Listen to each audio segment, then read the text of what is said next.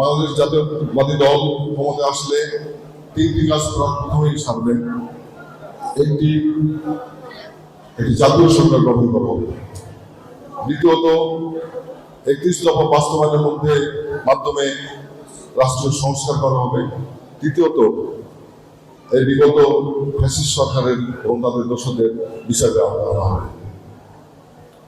আজকে এই 17 বছর যাবৎ ফ্যাসিস্ট সরকারের কারণে আপনাদের সাথে আমাদের দেখা হয়নি, আমরা পরস্পরকে চেনার কথা চিনতে পারিনি।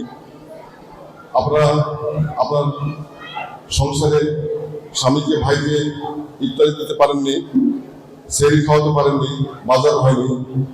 আজকে সেই দিন নাই।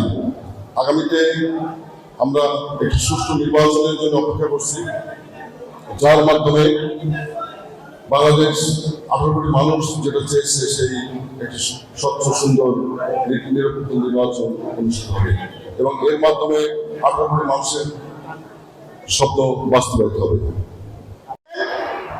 বিএনপি যদি রাষ্ট্র পরিচালনার দায়িত্বে আসে তাহলে বাংলাদেশের প্রত্যেকটি পরিবারের প্রধান মহিলা সদস্যকে একটি করে ফ্যামিলি কার্ড করে দেওয়া হবে, যে কার্ডে প্রতি মাসে আপনার পরিবারের যে পরিমাণ বাজার সদাই লাগে তার একটি অংশ 1/4, তার মানে 2 থেকে 5,000 টাকা রাষ্ট্রীয়ভাবে ওই কার্ডে আপনার আসবে।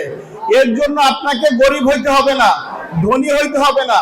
ধনী গরিব সকল পরিবারের প্রধান মহিলা সদস্যদের জন্য এটি বরাদ্দ থাকবে, যার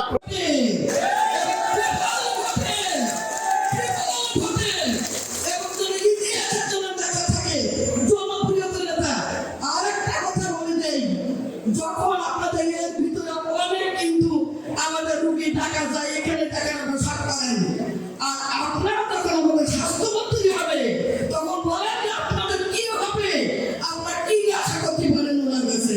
তাই বলে আপনাদের সবাইকে জানাই যেহেতু অনেক বক্তা আছে, অনেক কথা বলবে, অনেক নেতৃত্ব শাখা এবং সংগঠন সমিতি সংগঠন কর্তৃক আয়োজিত আজকের এই মহিলা কর্মী সম্মেলন অনুষ্ঠানে সংগ্রামী সভাপতি আমাদের প্রান্তীয় নেত্রী, সাতক্ষীরা জেলা মহিলা দলের সংগ্রামী সভাপতি জনাব